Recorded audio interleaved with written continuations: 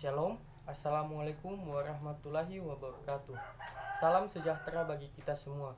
Perkenalkan, nama saya Roland Korompis dari kelas 11 IPS proyeksi 2 tahun.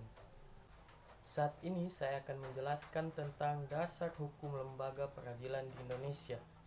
Dalam pasal 18 Undang-Undang Republik Indonesia nomor 48 tahun 2019 tentang kekuasaan kehakiman disebut bahwa kekuasaan kehakiman dilakukan oleh sebuah Mahkamah Agung dan badan peradilan yang berada di bawahnya dalam lingkungan peradilan umum, lingkungan peradilan agama, lingkungan peradilan militer, lingkungan peradilan tata usaha negara, dan oleh sebuah mahkamah konstitusi.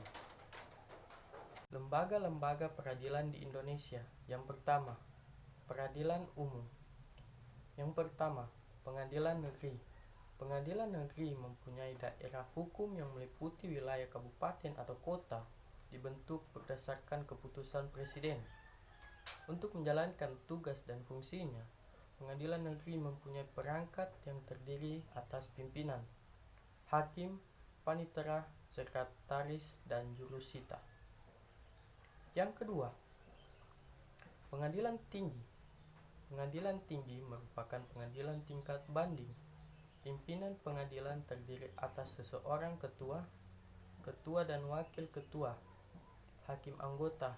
Anggota pengadilan tertinggi adalah hakim tinggi. Pengadilan tinggi dibentuk dengan undang-undang. Yang kedua, peradilan agama. Yang pertama, pengadilan agama. Pengadilan agama berkedudukan di ibu kota kabupaten atau kota dan daerah. Pengadilan agama merupakan pengadilan tingkat pertama dan dibentuk berdasarkan keputusan presiden.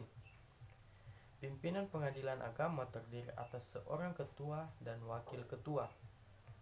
Hakim dalam pengadilan agama diangkat dan diberhentikan oleh presiden atas usul Menteri Agama berdasarkan persetujuan Ketua Mahkamah Agung. Ketua dan wakil ketua pengadilan agama diangkat dan diberhentikan oleh Menteri Agama berdasarkan persetujuan Ketua Mahkamah Agung.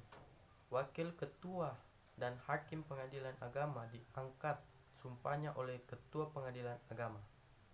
Yang kedua, pengadilan tinggi agama. Pengadilan tinggi agama berkedudukan di ibu kota provinsi. Pengadilan tinggi agama merupakan pengadilan tingkat banding. Pimpinan pengadilan tinggi agama terdiri atas ketua dan wakil ketua. Ketua pengadilan tinggi agama diambil sumpahnya oleh Ketua Mahkamah Agung. Hakim anggota pengadilan tinggi agama adalah hakim tinggi.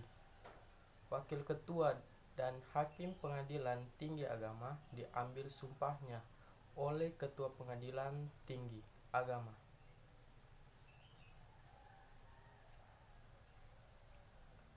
Yang ketiga, peradilan militer. Peradilan militer diatur dalam undang-undang. Yang ketiga, peradilan militer. Peradilan militer diatur dalam Undang-Undang Republik Indonesia Nomor 31 Tahun 1997.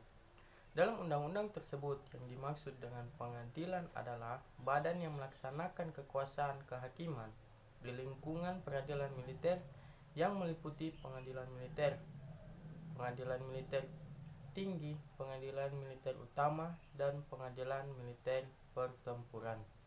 Yang keempat, peradilan tata usaha negara. Yang pertama, pengadilan tata usaha negara.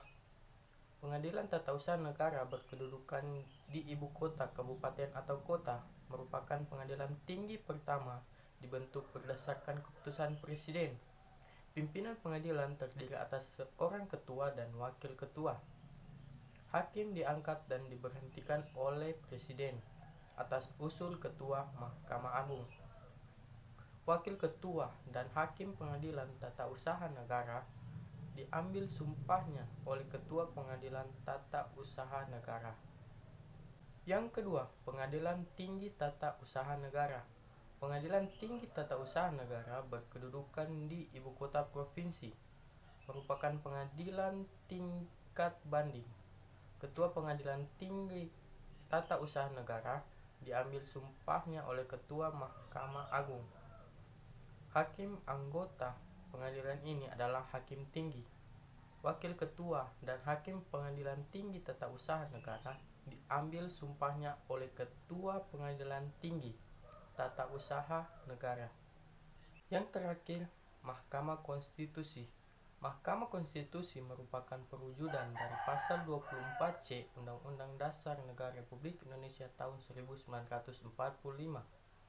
Untuk kelancaran tugas Mahkamah Konstitusi dibantu oleh sebuah sekretariat jenderal dan kepaniteraan yang disusun organisasi, fungsi, tugas, dan wewenangnya diatur lebih lanjut dengan keputusan Presiden atas usul Mahkamah Konstitusi. Sekian dari saya Roland Korompis dari kelas 11 IPS proyeksi 2 tahun. Terima kasih.